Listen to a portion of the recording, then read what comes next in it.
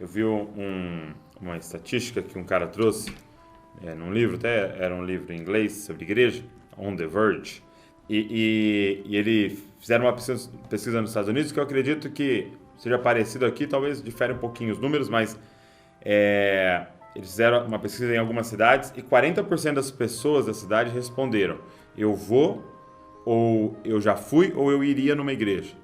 Entendeu? Então, ou seja, ela está aberta a uma experiência de ir para a igreja e tal, e buscar, né?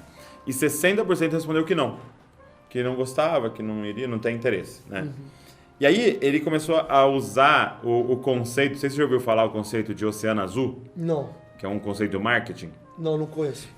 Porque assim, o oceano é o oceano vermelho e o oceano azul. O oceano vermelho é onde estão os tubarões. Então, todos esses tubarões gigantes, fortes, brigam pelo mesmo alimento. Então, é sanguinário, né? Então, come os peixes lá e o sangue sobe, assim, por isso que é o oceano vermelho. Só que você vai uns quilômetros para lá, o oceano é azul, né? Então, por quê? Porque não tem tubarão. Então, é uma área inexplorada. Entendeu? Então, no marketing, eles usam isso para falar de nicho, né? Então, por exemplo, eu falo assim, vou abrir uma loja de celular. É um oceano vermelho, porque, né, vou abrir aqui em Bragança, tem muita ótica, né? Vou abrir uma ótica. Então, oceano vermelho, porque tem um monte de empresas grandes naquela área. Agora, eu vou abrir uma loja de canecas com logo de não sei o quê. Aí é um nicho. Aí é algo inexplorado.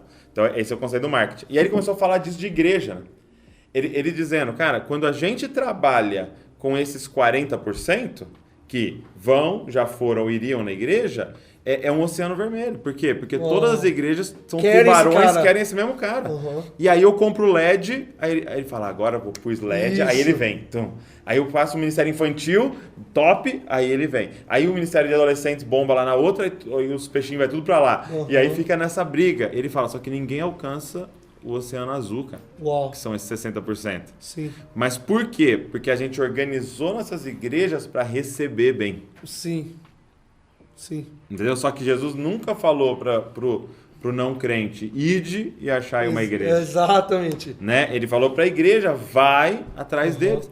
Então, só que é uma mudança de paradigma, né? Porque a gente teria que parar de ou diminuir o nosso investimento na estrutura que recebe bem para começar a investir na galera que vai atrás, né? Para buscar. Sim, exatamente. Né? Então, e esses caras estão dentro dos hospitais, no sentido de trabalhando, né, nos hospitais, são médicos, são enfermeiros e tal, são os advogados, são os skatistas lá da pista, são os profissionais, os engenheiros e tal. E aí eu tenho que treinar um engenheiro para não virar líder de jovens, né? Sim. Para ir lá como engenheiro cheio do Espírito Santo. Exato. Como evangelista em tempo integral lá, né? E cara, a gente acha que... claro que a gente falou de rua, né? Mas não é só rua. Sim. Cara, uma dona de casa ela é evangelística. Muito. Com a sua vizinha.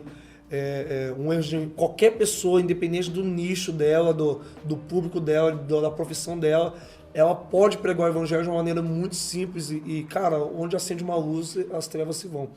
Entende? Então, cara, pregação do evangelho, ser luz é algo intencional. Muito legal. Porque a pessoa fica assim, eu, cara, particularmente não gosto daquela frase de Agostinho que fala assim, se você... Pregue o tempo todo, se necessário, use palavras. Cara, a gente precisa usar palavras. Isso é uma falta de intencionalidade.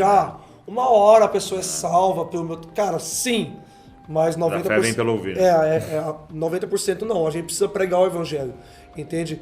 Então, essas pessoas, a gente precisa ensinar elas a serem intencionais aonde elas estão. Sim. Porque realmente talvez um cara não consiga ir no evangelismo.